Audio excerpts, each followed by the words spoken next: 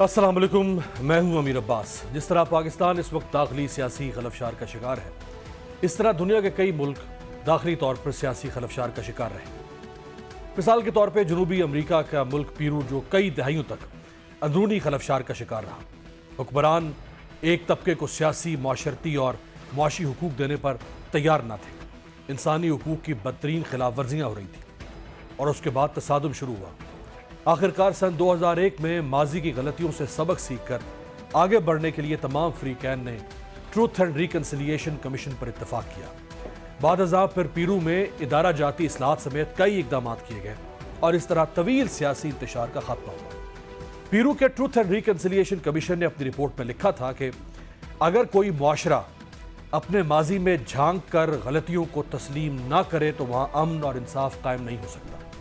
हिज़्ब इख्तिलाफ की जमातों के इत्तेहाद तहरीक तहफ़्फ़ुज़ आइन पाकिस्तान ने मुल्क में जारी जो सियासी इंतशार है उसके हल के लिए एक मुश्तरका लाहे अमल तैयार किया है, जिसके नुकात में ट्रूथ एंड रिकन्सिलिएशन कमीशन के क़याम का मुतालबा भी शामिल है, ताकि माजी की गलतियों से सबक सीख कर आगे बढ़ा जाए।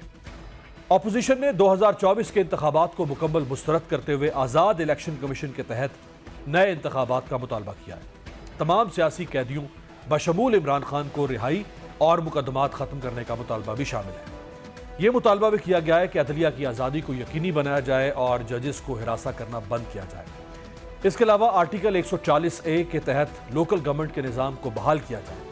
अपोजिशन को पुरअमन एहतजाज और सियासत का हक दिया जाए।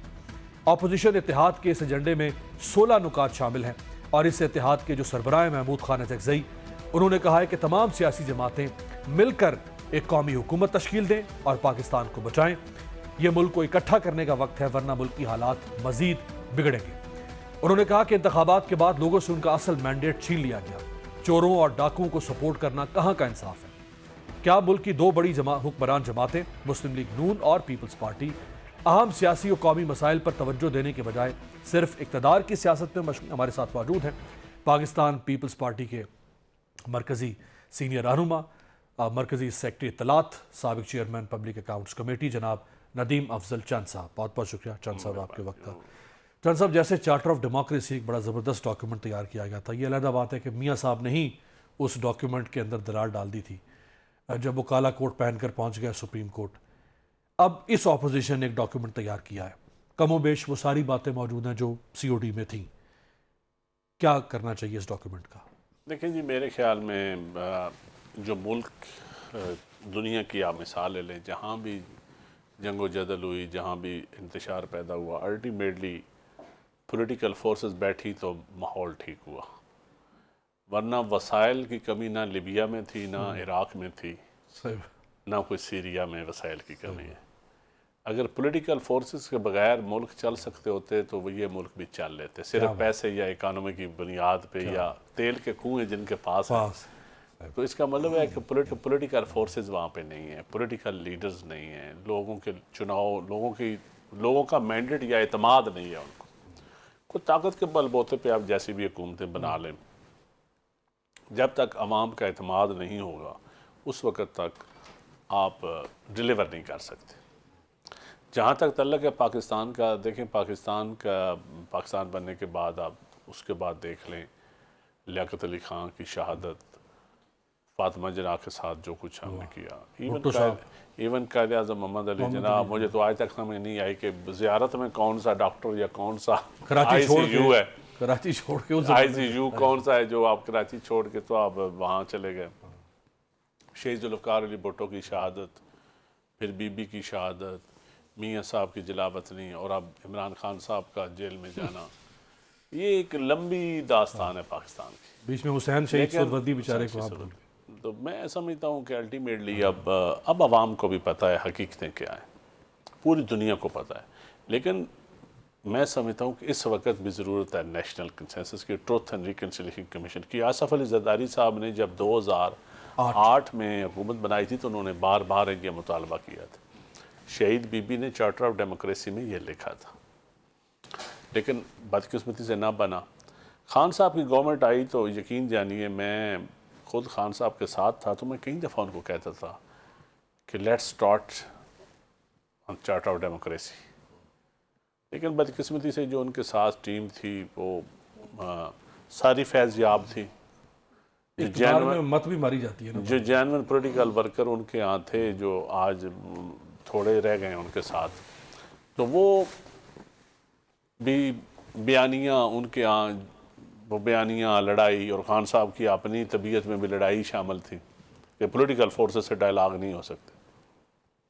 اگلے دن میں نے علیمہ خان صاحبہ کا انٹرویو تھوڑا سا سنا کہ ہم سے بھی غلطی ہوئی، یا جو ہمارے ساتھ ہو رہا ہے اللہ نہ کرے کسی اور کے ساتھ ہو.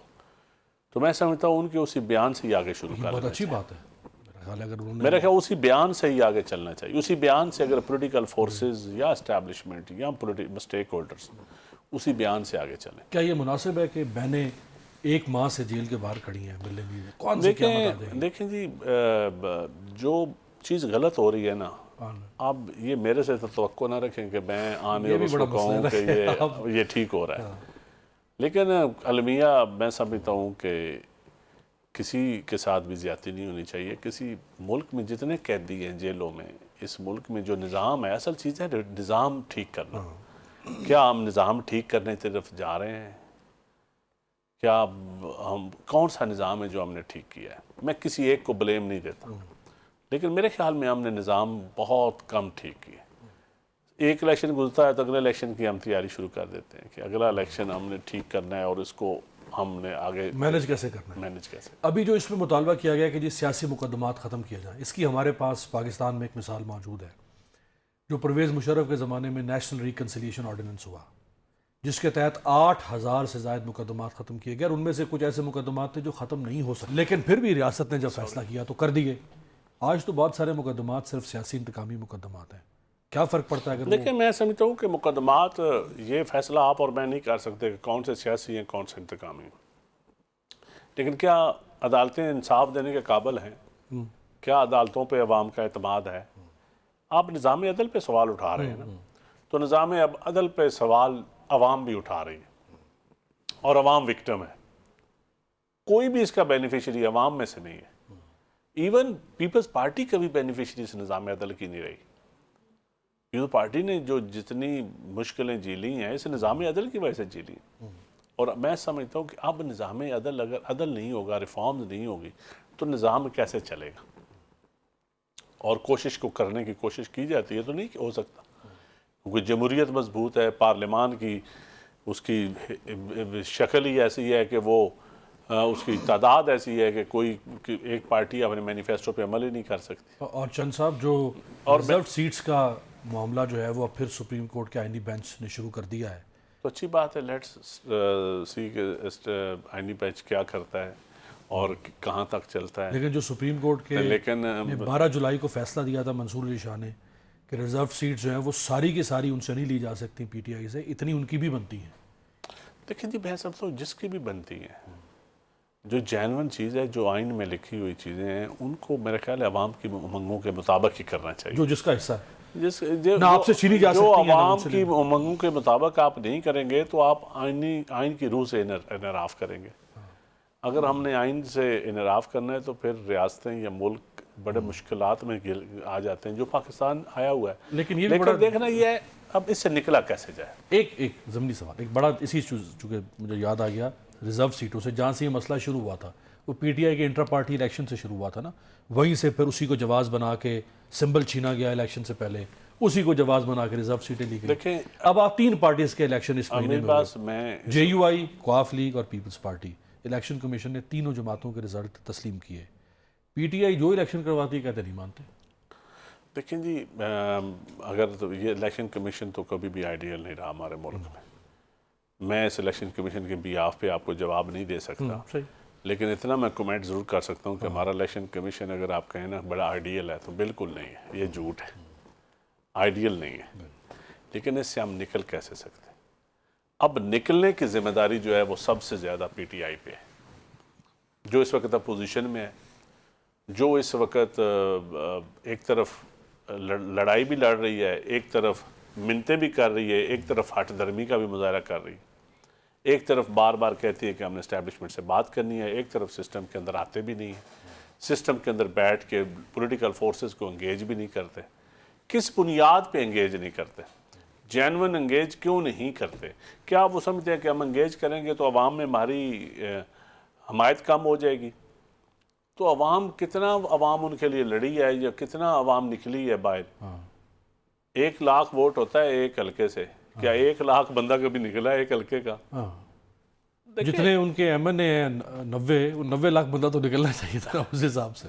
تو پھر 90 لاکھ نہ بھی نکلے، اگر 50 بھی نکلے تو کتنے بن؟ ظاہری بات. تو دیکھیں یہ میں سمجھتا ہوں کہ ان کو بھی گراؤنڈ ریالٹی کا اندازہ نہیں ہے کہ دیکھیں نہ آپ ریاست سے لڑ سکتے ہیں، نہ آپ آئین سے لڑ سکتے ہیں، نہ آپ ان چیزوں سے لڑ سکتے ہیں، نہ نظام سے لڑ سکتے ہیں. نظام کو ٹھیک کرنے کے لیے لڑ سکتے ہیں. ٹھیک کرنے کے لیے آپ کو کوئی پارٹنر چاہیے. آپ کو پارٹنر پولیٹیکل فورسز ہیں، آپ کی برادری پولیٹیکل فورسز ہیں، آپ کے ہم خیال پولیٹیکل فورسز ہیں. ٹھیک ہے اختلاف ہو سکتا ہے، آپ کو کسی کی لیڈرشپ سے ہو سکتا ہے، کسی کے ورکر سے ہو سکتا ہے، کسی کے نظریے سے ہو سکتا ہے، لیکن پولیٹیکل لیڈرز کا کام کیا ہے؟ اگر پیپلز پارٹی اور فلیکسیبل ہو کے یا اپنی اس کی ذہانت کا امتحان کہاں پہ ہے کہ وہ اپنے دشمن کو دوست بنائے. اگر پیپلز پارٹی اور پی ٹی آئی اگر آپ اپنے دوست کو دشمن بنا دیں گے بجائے دشمن کو دوست بنانے کے. صحیح ہے. اگر پیپلز پارٹی اور پی ٹی آئی ساتھ بیٹھنا چاہیں اور پاور میں آنا چاہیں، دیکھیں پاور اس وقت ایشو نہیں ہے. ریاست دیکھیں دے گی اجازت. امیر عباس اس وقت پاور ایشو نہیں ہے. جی.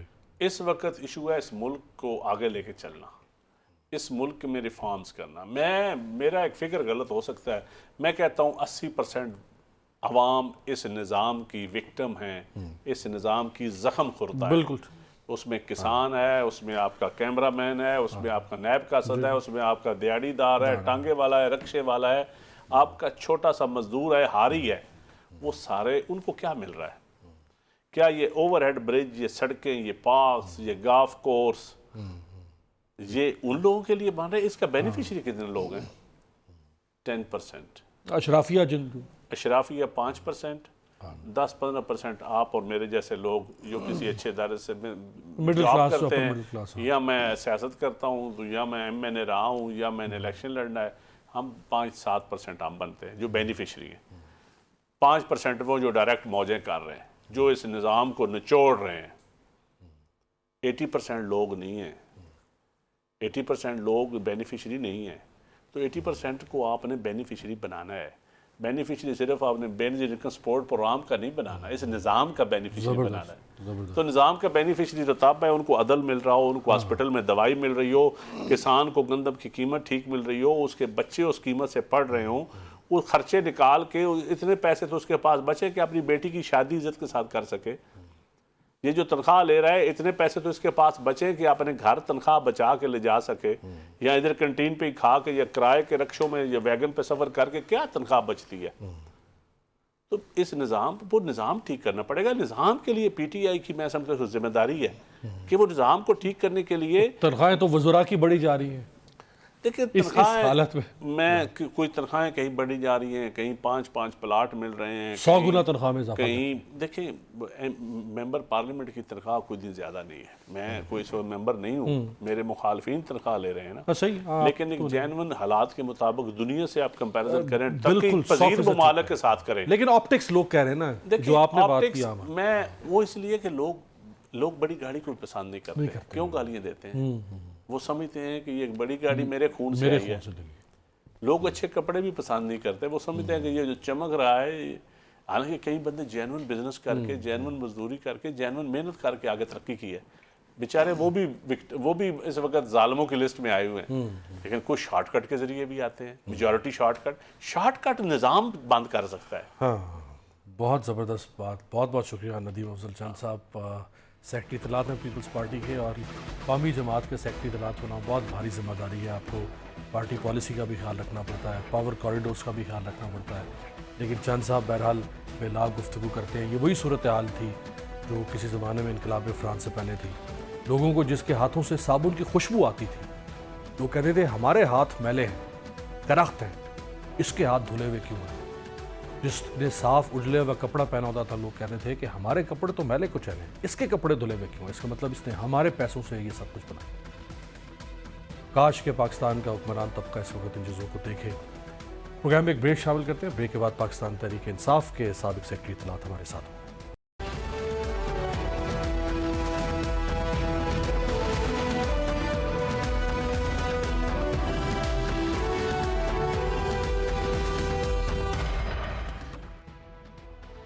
بریک کے بعد خوش آمدید۔ حالیہ بھارتی جارحیت کے خلاف حکمران جماعتیں اور اپوزیشن قومی مفاد کی خاطر ایک پیج پر نظر آ رہی ہیں، لیکن دوسری طرف اقتدار میں موجود سیاسی جماعتوں کی سرد موری اور سخت گیر رویے کی وجہ سے حزب اختلاف اور حکمران اتحاد میں سیاسی اختلافات کی خلیج بڑھتی جا رہی ہے۔ اڈیالہ جیل راولپنڈی میں قید سابق وزیر اعظم عمران خان اور ان کی اہلیہ بشرا بی بی سے آج ملاقات کا دن تھا، لیکن حسب معمول انتظامیہ نے راستے بند کر دیے، جس کے بعد عمران خان کی بہنوں، رہنماؤں، وکلاء اور دیگر افراد نے اڈیالہ جیل کی طرف پیدل مارچ کیا۔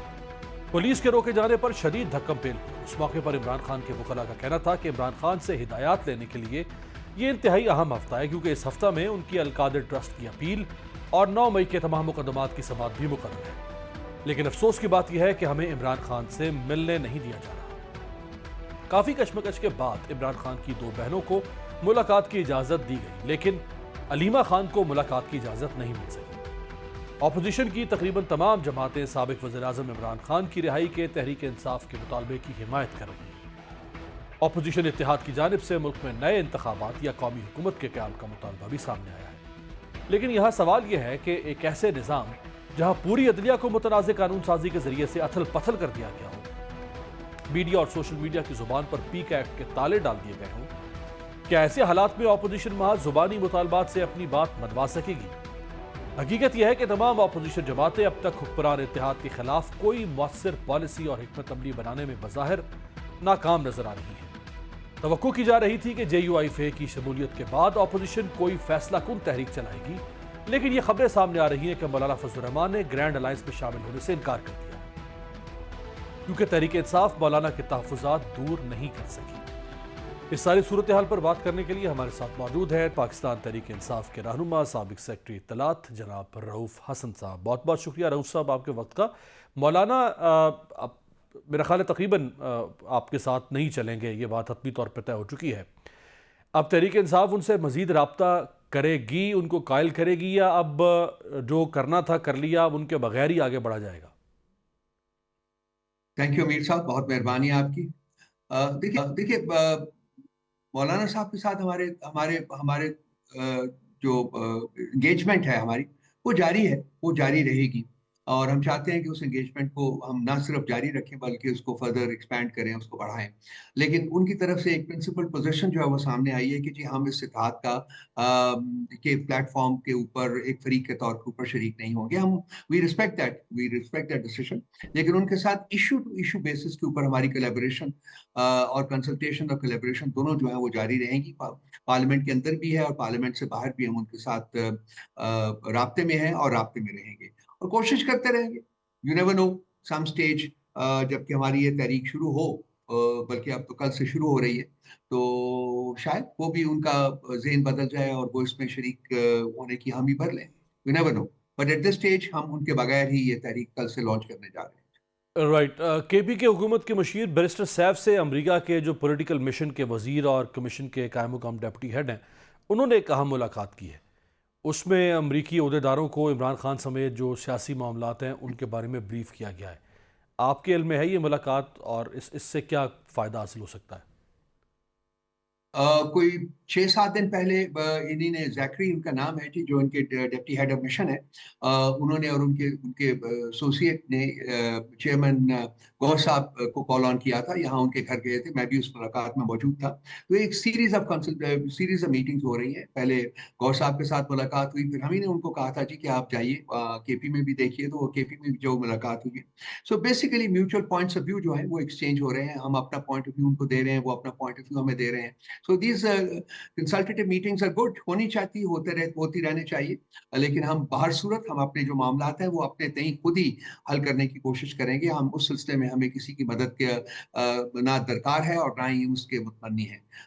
ہم بالکل اس کے بارے میں اگر کوئی ڈاؤٹس ہیں تو ان کو ختم کرنا چاہتے ہیں۔ رائٹ۔ آپ کی نشستوں کا جو معاملہ ہے، مخصوص نشستوں کا، وہ سپریم کورٹ میں آج سے کھل گیا ہے آئینی بینچ کے سامنے۔ پہلے 13 رکنی بینچ تھا، اب اس میں سے 2 جج علیحدہ ہو گئے ہیں۔ کل سے 11 رکنی بینچ کیس کی سماعت باقاعدہ شروع کرے گا۔ سیٹیں تو آپ کو پہلے بھی نہیں مل سکی، پہلے فیصلے کے بعد بھی، اب بھی نہیں ملیں گی، زیادہ سے زیادہ یہی ہوگا۔ اگر آپ کے مخالفین کو مل جاتی ہیں تو پھر کیا کمپوزیشن بنے گی؟ کیا آپ کو فائدہ نقصان ہوگا؟ अभी साहब देखिए, दो तीन बातें हैं, बड़ा बड़ा ये इंपॉर्टेंट सवाल है आपका, और दो तीन इसके एस्पेक्ट्स हैं। एक तो ये देखिए, जो बेंच की कॉम्पोजिशन है, वो 13 जजेस का जब बेंच पता था तो हमें पता चल गया था कि किस किस्म का फैसला आने वाला है। उसके बाद जो इंटॉलरेंस का लेवल है वो ये है कि जी उनमें से दो जज साहिबान ने ऑब्जेक्शन की कि ये मेंटेनेबल नहीं है, ये जो है रिव्यू पिटिशन, तो उनको उस बेंच से ही अलहदा कर दिया गया। यानी इतनी टॉलरेंस भी नहीं है एक एक डिस्कॉर्डेंट वॉइसेस के लिए इस सिस्टम के अंदर। और मेरा ख्याल है कि जो कॉन्स्टिट्यूशनल बेंच के जो हेड है अमीन साहब, उनको चाहिए था कि जरा कोई और सोच लेते थोड़ा सा, कम से कम अगर वो उनका एक पॉइंट ऑफ व्यू है तो क्या उनको बेंच पे रहने का, उस पॉइंट ऑफ व्यू की वजह से वो उनकी एलिजिबिलिटी खत्म हो जाती है जो उनको अलहदा कर दिया। तो इससे और भी ज्यादा शिद्दत के साथ हमें एहसास हुआ है कि किस किस्म का जो फैसला है वो आने वाला है। देखिए, टू थर्ड मेजोरिटी के लिए अभी तक जो भी हुआ है, 26वीं आईनी तरमीम मसलन हुई है, तो उसके लिए लोगों को किडनैप करना पड़ा था। अगर ये हमारी सीटें हमें नहीं देते हैं, जो कि अभी तक नहीं मिली, और ये सीटें उनको दे देते हैं, तो उनको किडनैप करने की जरूरत नहीं पड़ेगी। मैं सिंपल, और वो अगर करना चाहते हैं जैसा कि आजकल धूम है 27th कॉन्स्टिट्यूशनल अमेंडमेंट की, वो लाएंगे तो बड़ी वजह से उनके पास टू थर्ड मेजोरिटी से भी ज्यादा लोग मौजूद होंगे, और जो चाहेंगे जिस तरीके से इस सिस्टम को करप्ट करना चाहेंगे वो करते रहेंगे। तो ये है इसका जो as I look at it basically, कि शायद इस मुल्क में वो जो बजोर शमशीर लोगों को वोट देने के लिए ले जाया गया था 26वीं कॉन्स्टिट्यूशनल अमेंडमेंट के मौके के ऊपर, शायद उसकी जरूरत जो है वो ना रहे इसके बाद। तो आप कहना है कि ये 26वीं आईनी तरमीम के बाद अब 27वीं आईनी तरमीम के लिए जो नंबर गेम पहले पूरी की गई, आपके कुछ लोग तोड़ गए, लेकिन उनका खैर वोट नहीं लिया गया, वो तो रिजर्व में कहा था कि वो रिजर्व में है। लेकिन जो दो लोग सेनेट में, वो तो बलूचिस्तान नेशनल पार्टी मैंगल के थे, सेनेटर अख्तर मैंगल साहब के, उनकी मदद से वो लेजिस्लेशन सेनेट से पास की गई। तो आपका मानना है कि अब 27वीं तरमीम या उसके बाद मजीद अगर आइन के साथ कुछ करना है तो ये फिर रिजर्व सीटें जब मिल जाएंगी तो फिर नंबर गेम पूरी हो जाएगी? जी बिल्कुल बिल्कुल, नंबर गेम तो उससे बहुत आगे चले जाएंगे ना जी, तो इनको जरूरत ही नहीं होगी फिर। ये आइंदा अगले जो 4 साल हैं इनके, जो ये गुजारने का सोच रहे हैं, वो उसके लिए इनको किसी को किडनैप करने की जरूरत नहीं पड़ेगी, as I would put it basically. और दूसरा, ये तो ये अपने आपके लिए तो सारे फिर जो ये इन्होंने चेंजेस आपके लिए किए तो हैं, ये ब्लेसिंग है फिर। ये गिरफ्तार तो चेंजेस आप ही जो होते। किए हैं, नहीं, we don't look at it that way अमीर साहब। ये जो चेंजेस किए ना, इसको उन्होंने दवाम भी बख्शना है। और आप देखिए कि इनके ज़हन में किस तरीके से क्या मैकेनिज्म्स है जिसके तहत वो इस सारी चीज को दवाम बख्श। क्योंकि मेरी अपनी जाती राय ये है कि जब भी कोई एक इस मुल्क में आईनी और जमहूरी हुकूमत आएगी, तो वो इन सारी चीजें ये दोबारा खुलेंगी, दोबारा उखड़ेंगी, दोबारा सामने आएंगी, इनके ऊपर बहुत बहस होगी, और ये शायद ये बहुत कुछ इनमें से रिवर्स भी हो। तो ये चाहते हैं कि वो भी ना हो सके, यानी कि ये दवाम बख्शे हैं इसको, सारा कुछ जो उन्होंने किया है। और ये हमेशा के लिए शायद जो मुल्क का सिस्टम है वो करप्ट, इसी तरह से करप्ट होकर रह जाए। तो देखते हैं ये इनकी शातराना चालें जो है ये कहाँ तक कामयाब होती हैं। और हमारे हौसले की दाद दीजिए कि हम अभी तक कायम हैं, और अभी तक हम अपने असूली मौक़िफ़ के ऊपर, हमारा लीडर भी कायम है। वो कहता है कि मैं किसी किस्म की कोई डील करके बाहर नहीं आऊंगा। आज भी मुलाकात हुई है दो बहनों की, और जो मैसेज बाहर वहां से आया है बहुत ही रीअश्योरिंग है। माशाल्लाह उनकी सेहत भी ठीक है, और वो कहते हैं जी कि बिल्कुल मैं अपने असूलों के ऊपर कायम था और कायम रहूंगा। मैं अदालत से सुरखरू होकर बाहर आऊंगा इसी तरीके से, और कोई तरीका मेरे लिए नहीं है अदालत से जेल से बाहर आने। ये फरमाएं कि जो रिजर्व सीटों का मामला ये शुरू हुआ था आपके इंटर पार्टी इलेक्शन से पहले। उस इलेक्शन को चूँकि कलअदम करार दिया गया, उसकी वजह से फिर आपसे सिंबल छीन लिया इलेक्शन से पहले, और उसके बाद फिर उसी वजह से चूँकि आपके पास सिंबल नहीं है, आप किसी सिंबल पर जीत के नहीं आए, लिहाजा आपको रिजर्व सीट्स नहीं मिल सकी, आप तो आज़ाद लोग हैं। तो ये जो इंटर पार्टी इलेक्शन है, 3 जमातों के इस गुज़श्ता 1 माह में हुए हैं, JUI, कॉफ लीग और पीपल्स पार्टी। तीनों के इलेक्शंस को इलेक्शन कमीशन ने बगैर चूंट चना किए तस्लीम भी कर लिया और उनको लेटर भी इशू कर दिया। एक दिन में हाँ। एक दिन में। तो ये आपका इलेक्शन क्यों नहीं ये अभी तक एक्सेप्ट हो रहा?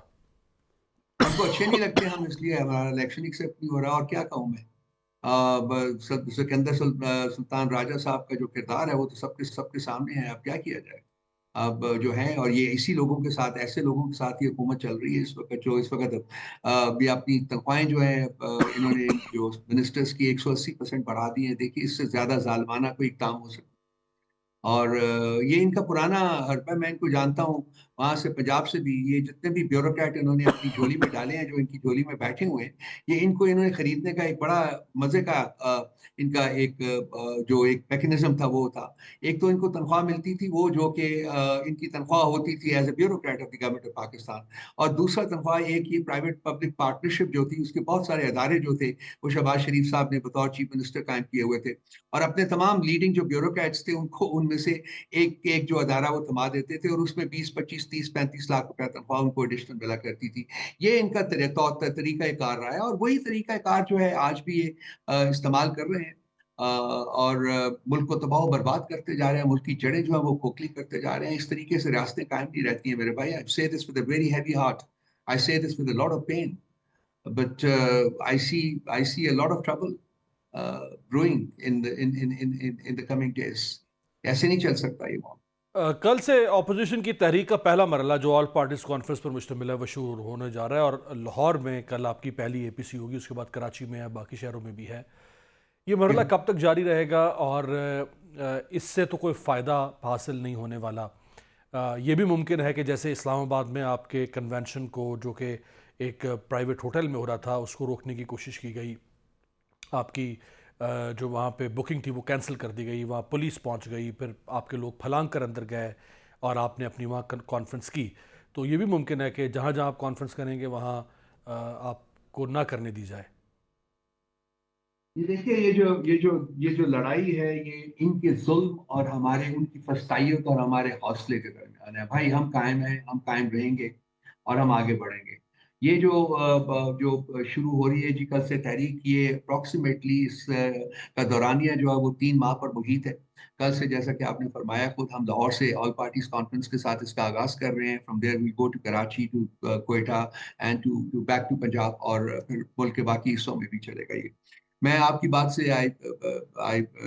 ریسپیکٹفلی ڈس ایگری کہ جی اس کا کوئی اثر نہیں ہوگا، کیونکہ جس طریقے سے یہ تحریک کنسیو کی گئی ہے اور جس طریقے سے اس کو سارے ملک میں پھیلانے کا ہمارا ارادہ ہے پارٹیز کا، جتنی بھی اس میں شامل ہیں ہمارے اتحاد میں، میرا خیال ہے کہ اس کا بہت امپیکٹ ہوگا. اور شاید یہ جو ملک میں تبدیلی آنی ہی آنی ہے، اس کی طرف ایک بہت ہی میجر جو قدم کے طور کے اوپر یہ سامنے آئے گی.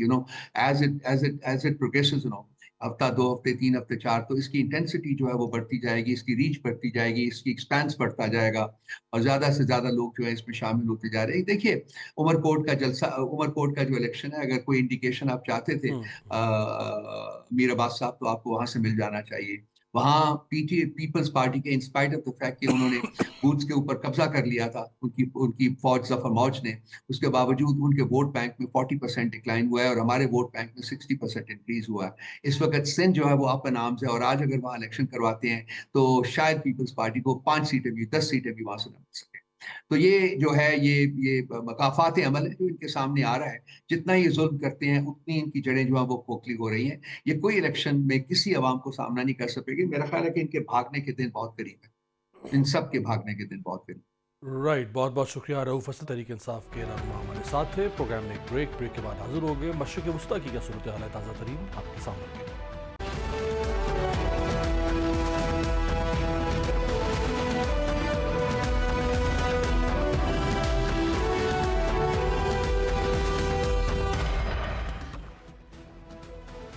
بریک کے بعد خوش آمدید. مشرق وسطیٰ کی صورتحال ایک نئے اور نازک مرحلے میں داخل ہو چکی ہے. ایک طرف امریکہ اور اسرائیل مسلسل ایران کو دھمکیاں دے رہے ہیں، تو دوسری جانب یمن کے حوثیوں کے گروہ انصار اللہ نے تل ابیب کے سب سے محفوظ سمجھے جانے والے بن گوریون ایئرپورٹ پر جدید بیلسٹک میزائل داغ کر ٹرمپ اور نیتن یاہو کی نیندیں اڑا دی ہیں، جس کے بعد اب اسرائیل نے بھی یمن پر براہ راست فضائی حملے شروع کر دیے ہیں.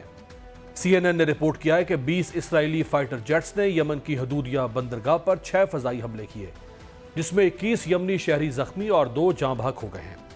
اس سے 2 روز قبل ایران کے حمایت یافتہ سمجھے جانے والے یمن کے حوثیوں نے جدید بیلسٹک میزائلوں کے ذریعے تل ابیب کے بن گوریون ہوائی اڈے اور امریکی اور اسرائیلی دفاعی صنعتوں کے مرکز کو نشانہ بنا کر اپنی دھاک بٹھائی. اس میزائل حملے میں 8 اسرائیلی زخمی ہوئے، جبکہ تل ابیب میں شدید خوف و ہراس پھیل گیا. یمن کے حالیہ حملے نے ثابت کر دیا ہے کہ بحیرہ احمر میں اسرائیل کی بحری موجودگی کو کامیابی سے روکنے کے بعد اس نے صہیونی حکومت کے دفاعی نظام کو توڑنے میں کامیابی حاصل کر لی ہے. اہم بات یہ ہے کہ اسرائیل کا جدید دفاعی نظام آئرن ڈوم بھی حوثیوں کے بیلسٹک میزائل کو روکنے میں ناکام رہا اور اس میزائل نے پھٹتے ہی زمین میں 25 میٹر گہرا سوراخ کر دیا۔ دفاعی شیلڈ کی بری طرح ناکامی پر اسرائیل اور امریکہ دونوں ہی شدید بوکھلاہٹ کا شکار ہو کر ایران کو دھمکیاں دے رہے ہیں۔ اسرائیلی وزیر اعظم نیتن یاہو نے دھمکی دی تھی کہ اگر حوثی باز نہ آئے تو ان کے سرپرست ایران کو نشانہ بنائیں گے۔ امریکی صدر ڈونلڈ ٹرمپ کی بھی ایک سابق پوسٹ دوبارہ وائرل ہوئی جس میں کہا گیا تھا کہ یمنی حوثیوں کے حملوں کے پیچھے ایران ہے۔ دوسری جانب ایران نے امریکہ اور اسرائیل کی دھمکیوں کے جواب میں کہا ہے کہ اگر ہم پر جنگ مسلط کی گئی تو دو ٹوک جواب دیں گے۔ ایرانی وزیر دفاع نے دعویٰ کیا ہے کہ امریکی فوجی اڈے ہمارے نشانے پر ہیں۔ اگر خود امریکہ یا پھر اسرائیل نے کوئی جارحیت دکھائی تو ان اڈوں کو نشانہ بنایا جائے گا۔ 3 مئی کو ایران اور امریکہ کے مذاکرات کا طے شدہ چوتھا دور غیر واضح وجوہات کی بنا پر معطل ہو گیا تھا۔ عرب خلیجی ملک عمان نے اب تک دونوں ممالک کے مابین ہونے والے 3 مذاکراتی ادوار میں ثالثی کی ہے۔ اس حوالے سے عمانی وزیر خارجہ بدر ابو سعیدی کا کہنا تھا کہ لاجسٹک وجوہات کی بنا پر ہم طے شدہ امریکی ایرانی مذاکرات کو عارضی طور پر دوبارہ ترتیب دے رہے ہیں۔ نئی تاریخوں کا اعلان باہمی اتفاق رائے کے بعد کیا جائے گا۔ بعد ازاں امریکی صدر ڈونلڈ ٹرمپ نے بلیک میلنگ کے اپنے روایتی انداز میں ایرانی تیل کے خریداروں یعنی چین کے خلاف پابندیوں کی دھمکی دی ہے۔ صدر ٹرمپ نے سوشل میڈیا پر لکھا، ایرانی تیل یا پیٹروکیمیکل مصنوعات کی تمام خریداری ابھی بند ہو جانا چاہیے اور کوئی بھی ملک یا شخص جو ایران سے یہ مصنوعات خریدے گا وہ امریکہ کے ساتھ کسی بھی طرح یا کسی بھی شکل میں کاروبار نہیں کر سکے گا۔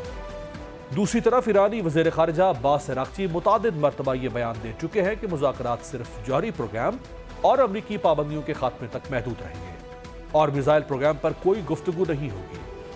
بی بی سی نے اپنی رپورٹ میں انکشاف کیا ہے کہ اسرائیل کی سیکیورٹی کابینہ نے غزہ پر قبضے کے منصوبے کی منظوری دے دی ہے۔